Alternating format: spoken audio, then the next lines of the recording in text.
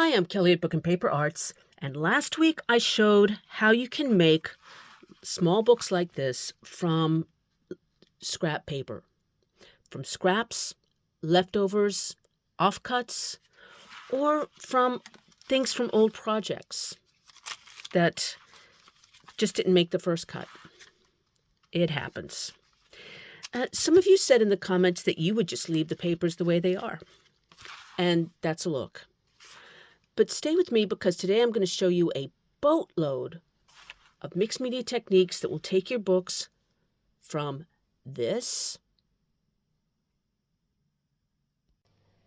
to this messy, abundant, big old grungy book.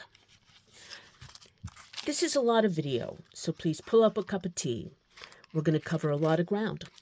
How to prepare pages so that you can work on them if they are glossy or have text. Then tipping in extra pages so that you have even more texture and more room to work. The book's gonna grow, chunk up. And then adding the scraps from the stash of scraps. And finally, we'll be looking at a few different mixed media techniques for adding color and marks and stories. If you like journal arts, please subscribe to my YouTube channel and be sure and turn on the notifications. And you will have more of them in your life. Let's go make a little book. I'm going to work in both of these books because a lot of these techniques are very wet and messy. So while one is drying, I can do another technique in another book. And then when this was drying, go back to the first one and you get it. The first thing that I want to work in to show you is not the sexiest, but it's very practical. And that is, how do you work on text? This is some text on like a matte paper. And you can draw on this, especially if you have a robust pencil. And I'll be showing you that technique later. But what about this? This is a page from a magazine. So it's glossy, and it's going to repel even the most robust pencil. You're not going to be surprised to hear that gesso is your friend. Now, I could just dab on some gesso here. But since we're kind of reusing stuff anyway, I've got this hummus lid where I was testing out some ink, walnut ink, and I'm putting my gesso on this dried walnut ink and letting it pick up that color, that tint. You don't have to. I just happen to have it here, and I thought, as long as I'm reusing old projects, let's go for it. So you can, of course, just paint this on and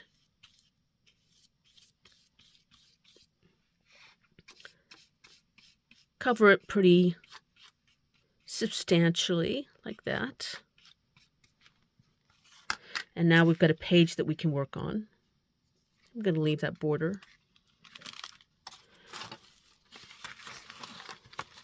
Or, let's see, let's look at this one.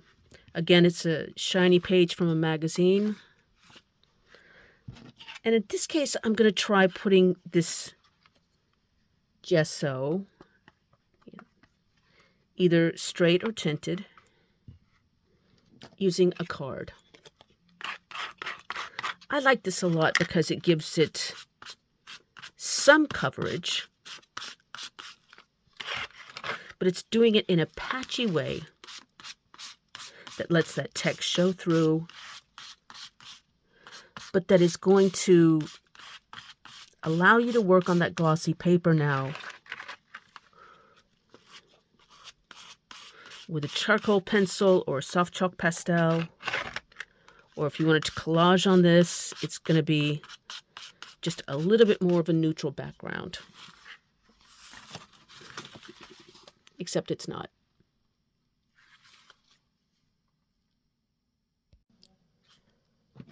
while I have that acrylic paint out, I'm going to take the makeup sponge again. Here is another glossy page. And rather than sand that back, I am going to do some mark making. I'm just loading up this makeup sponge. And there's a lot of blue stuff going on here. So I'm just going to not completely obscure the whole picture. It's not my style. But now we just have, again, you got a couple of layers here. And that can just be the decorated page. And then I'm just going to leave some room here to do some work.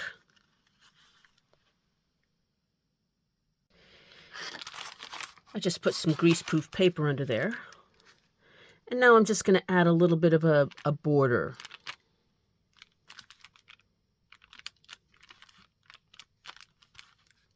Like that.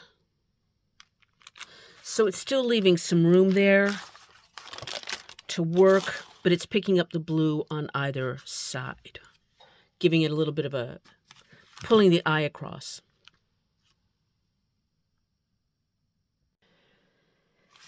Now we have those glossy areas and the areas with glossy text pushed back with different kinds of gesso. And I wanted to do that first so that it could dry, and also because this is the least amount that you need to do before you can start working in your book and over that glossy text, which can kind of be a rock in your shoe creatively. Now, I'm ready to begin, but before I start adding up, filling up these pages with scraps from the scrap box and other elements, I want to add some more pages. I would like to make this book more messy, more wild, and more abundant. Let's just go mad. Now, when I added this acrylic paint over the glossy magazine picture, I wasn't exactly happy about it. It was okay when it was wet, but then when it dried, you know what? I actually like this. I like this a lot. So much so that I've decided to add more blue elements throughout the book and just make the blue color repeating throughout. The first thing I have here, and I'm going to make this page for a tip-in, is a paper napkin that I stiffened with some starch. And if you missed the video where I showed how to do this, I'm going to link to it in the text box below. And believe me, you do want to try this. This is not the same blue, and I don't care, because by the time we start working in the book and it gets chunky and we're moving through it, it's just going to be blue. So don't fret that part.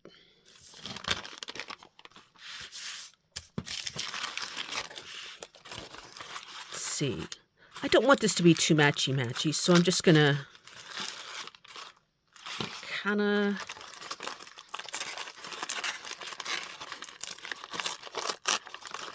there's that crinkly paper sound I like so much. This is going back in the scrap box. And now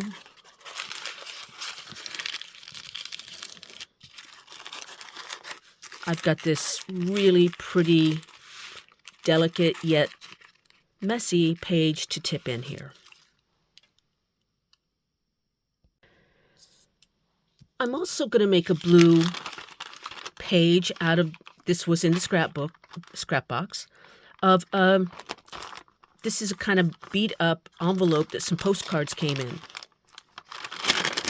But it had such a beautiful pattern, I couldn't just throw it away, so it went in the scrap box, and now I'm going to, off camera, I'm going to trim that and turn this into a page as well that we can tip into our soon-to-be blue book. And then this is the one of the scrap boxes. Let's see. And I have pulled a few blue elements to the top. This is one where I experimented making a cloth paper napkin hybrid. And I don't hate it, but it was actually going to be a video, but it didn't really work well enough to pull its own. But I wasn't going to throw it away, so now I think this is going to go in the book. It's bluish. This is from a scrapbook pad that could go in. This was wrapped around some art supplies that I bought. I think I might try to pull that off. It's really pretty, but it's dinged up, so we might as well use it in this and give it a good home. You get the idea. See what you got in that scrap box to make in tipped-in pages. Now I have my piece of a sack that I've turned into a page, and I'm going to tip it in using a hinge. And if you already know how to do hinge tip-ins, then you just scoot on ahead and we'll see you when we get there. Otherwise, stick with me. You want to flip through the book a little bit to find the right place. That would be good. But I don't like this fragment against this whitey, blanky place. I think that's going to look a lot better. So I'm going to tip this in here. And what I've done is I've got a piece of washi tape. I often use masking tape. You can use anything. It's just that I happen to have blue washi tape. So I'm going to really lean into that. I do not trust washi tape to stay where I put it, so I'm going to add some extra glue. And then put half of the hinge on the corner of the book, the page, and half where it's going in the book. Right there. That's gone nice and transparent. That's not too bad. And then turn it over to the other side. And I'm going to do the same thing with the second piece of tape.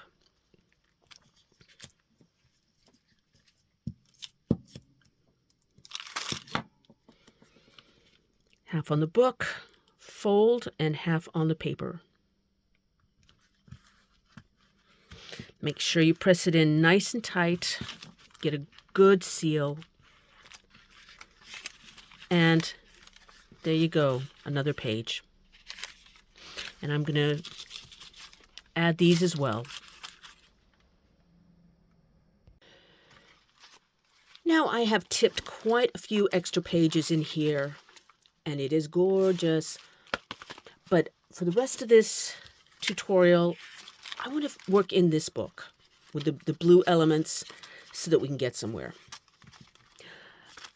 The next step is filling up the pages, and I'm going to do that primarily with scraps. This is the time of the year when I actually cull in my workspace and throw things away and get situated for the rest of the year. And you know what? After doing that, I have 4 boxes like this. And I bet you do too. Just offcuts, you know. So what I'm going to do is I've already cherry-picked a few scraps. And I'm going to show you what they look like, just to give you an idea of what I think looks good in these books. This is left over from years ago when I was trying to see how working with the stencils and acrylic on tracing paper looked. Looked okay. This was making a blank book with paper bag and stamping. I actually literally blotted up ink with this, but it's blue ink.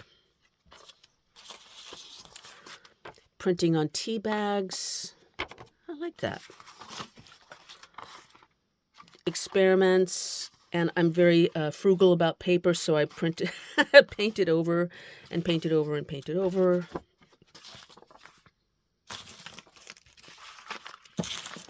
You know what? A few weeks ago, I made some scroll books out of paper scraps. And if you missed this video, I'm going to link to it in the text box below. And I'm going to be making some more of these in the next couple of weeks, so stay tuned for that. And one of the things that you can do with these, we talked about at the time, is you can actually take your scroll and then just tear a bit off, and now I've got a scrap that can go in the book. So I've got those as well. Anyway, let's start. His legs came off, so but I couldn't. So anyway, let's start filling up the book.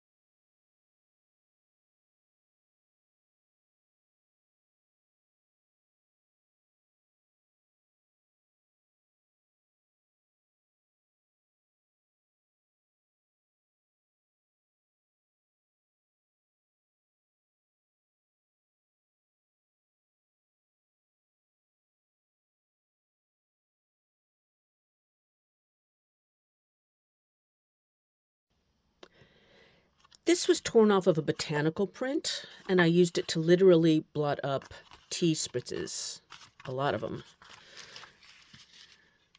And so I'm going to put that there, size it a little bit. Yeah, that's fine.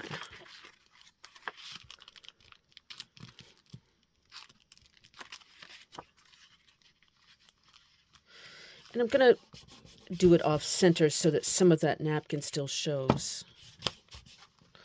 That's the back side. That's the pretty side. So we've got some contrast there.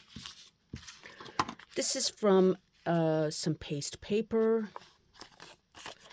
I also have a video showing how to make paste paper. You can find that in the link.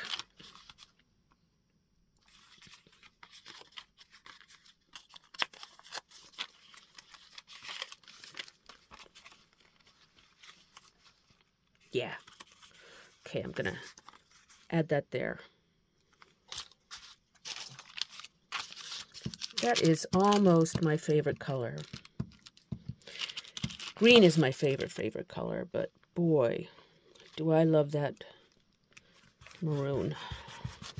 And again, what I'm doing here is I'm letting it hang off of the edge to make more distress and texture to the book. Last year, I showed how to take magazine and coffee table pages and make them into a kind of a fabric. It's called momigami. And at the time, there were a lot of questions. How can we use this? And we've gone over some ways, but I keep this stash of leftover pieces because I do like adding it to books like this. So we've got a corner here with some blue. Yeah, let's see. Yeah, actually, let's put that there.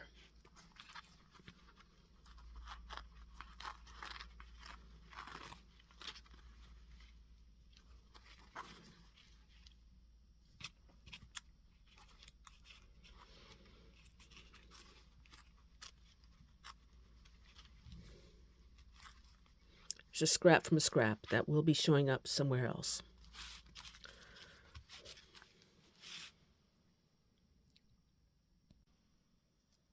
Here is the tipped in page from that sack. And it's pretty thin, so I'm not sure it's going to stand up to a lot of painting or wet stuff. So instead, I'm going to add some more scraps. This is some more of that momigami paper made from magazines and folding. I like it because it's blue. That's going to pick up those elements. And then this is another scrap torn off of the paper scroll that I made. And I'm going to layer those. So we've got a lot of texture going on here. And it's going to make those pages more robust.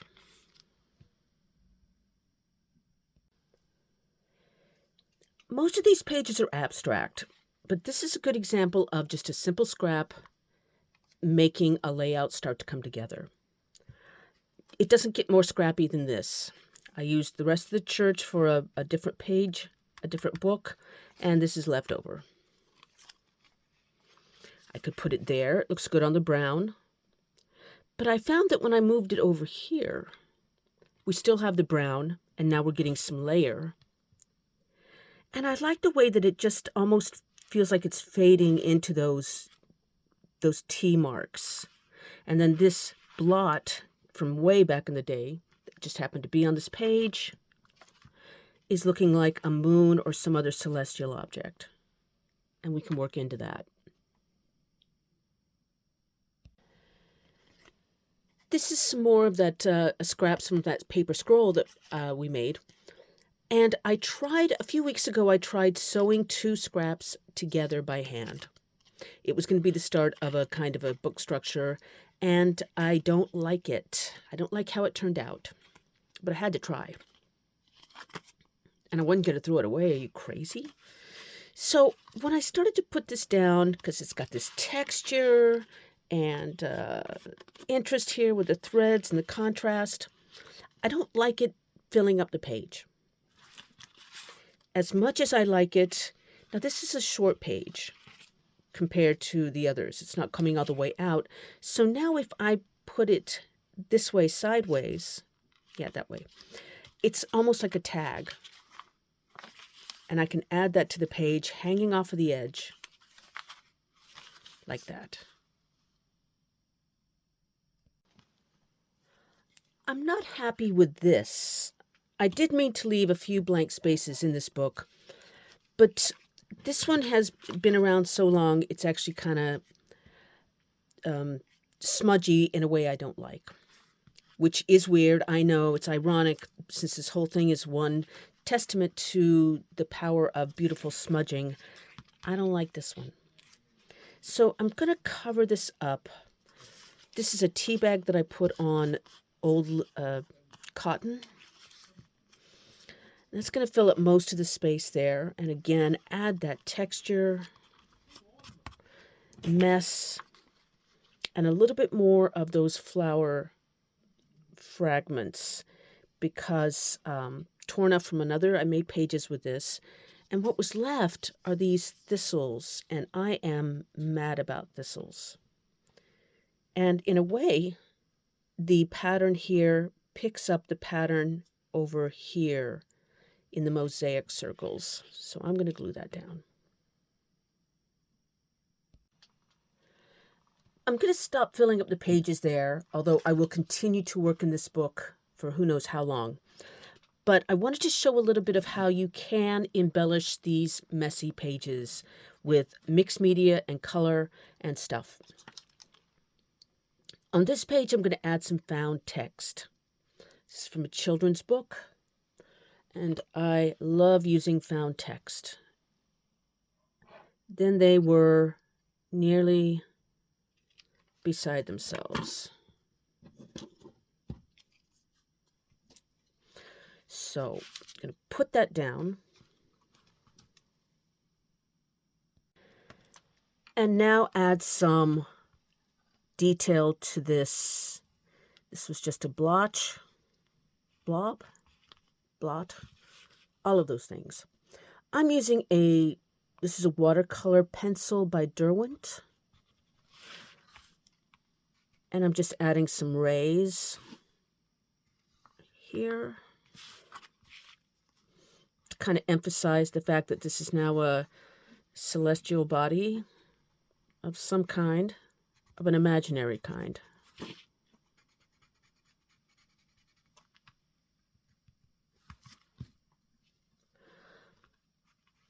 And I'm going to activate those. Since this is water soluble, if I add some water to it, it becomes a kind of an ink. It's not the best brush for the job, but it's the only one. I took my good brushes back to my flat. So these are the only ones I've got. It's good enough for the likes of me. It's just giving it a little bit of oomph. And now I can let that dry. And that's a pretty good layout. Pretty good page there.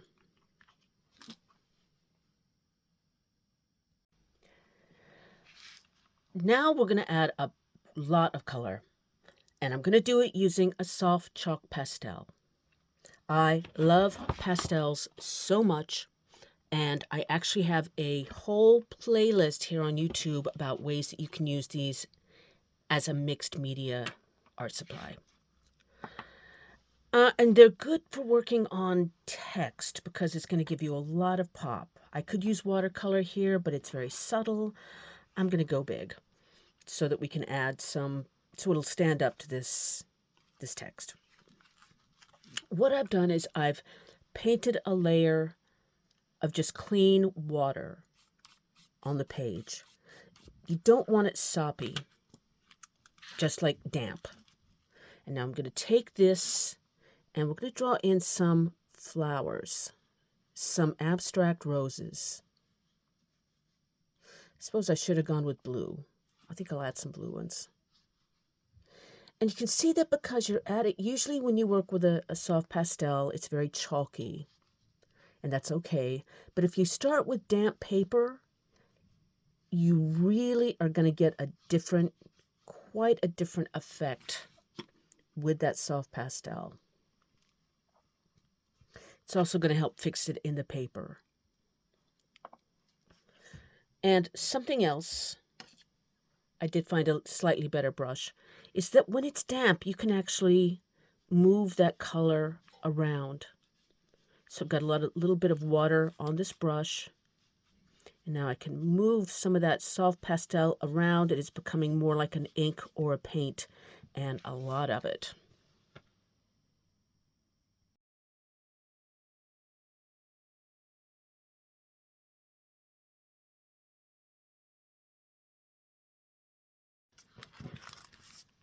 That's looking good. You can see how it's lost that chalkiness by working into it with water. I'm often asked, am I going to fix this or add any kind of coating to it? I'm not. Once you work with it with water, it's fairly fixed color-wise, and it's not going to move much. And since this is a messy book, even if it did, I wouldn't mind. If I was making a piece, let's say to sell, I probably would add a little bit of a spray fixative here, but I'm not, since this is just for me. And like I said, it's gonna pretty much stay where it is. That's just what I would do. Let's look at one more so that we can show where I glossed back, covered up that glossy text with some tinted gesso. And you could also just use the white gesso. Let's see. Okay, again, I am using a soft chalk pastel. You could use acrylic paint on this or ink, but I just wanted to make a quick abstract kind of a design to show you how, now that the gesso's in, you can actually see a little bit where the gesso didn't take, and that is repelling. That's not letting that chalk go in, but everywhere the gesso is, I am now able to draw in. Let's see, I'm going to do a slightly different blue. They look pretty similar, don't they?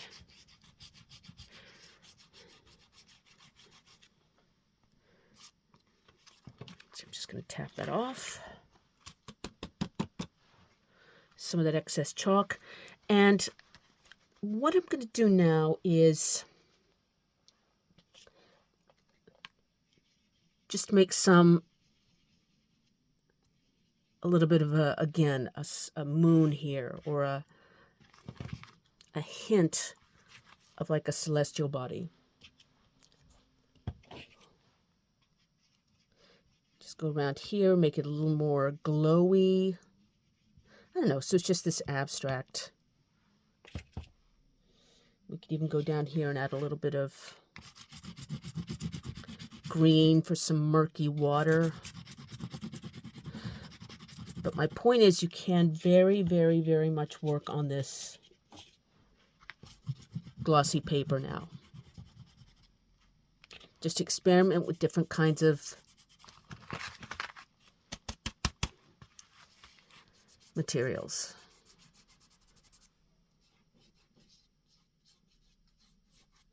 And when it's rubbed in, again, it's pretty much going to stay there. So I'm not personally going to fix this. I'm tapping off the excess chalk there. And if it does go over to the other page, that's fine. It just adds a little bit more distress.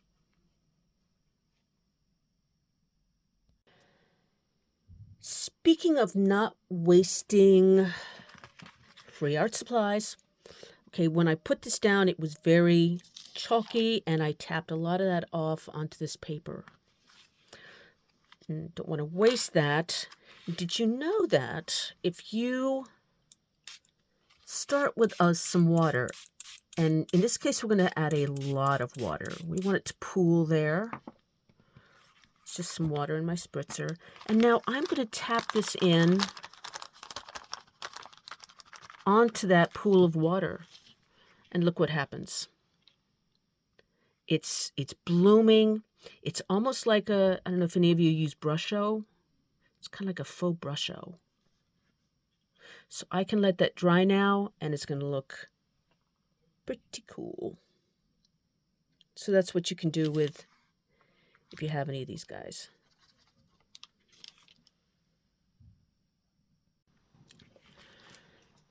And I've let it dry for about 10 minutes, and that's what it looks like.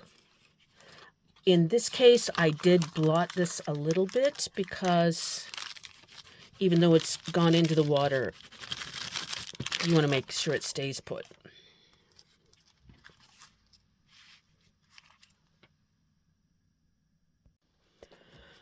I'm going to stop there for now, and let's have a little flip through it, how this book is coming along with the scraps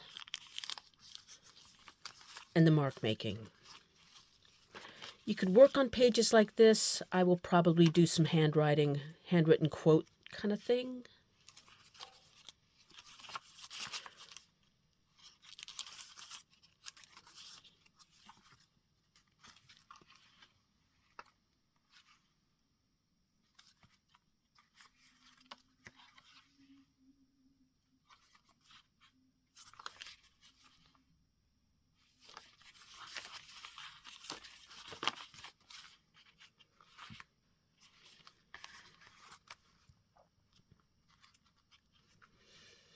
The great thing about these messy books is you can just keep adding layer and layer and texture. I could add some mark making here, maybe with watercolor.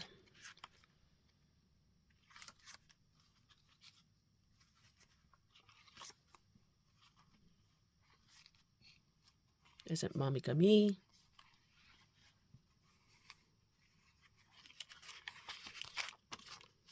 Add some marks here.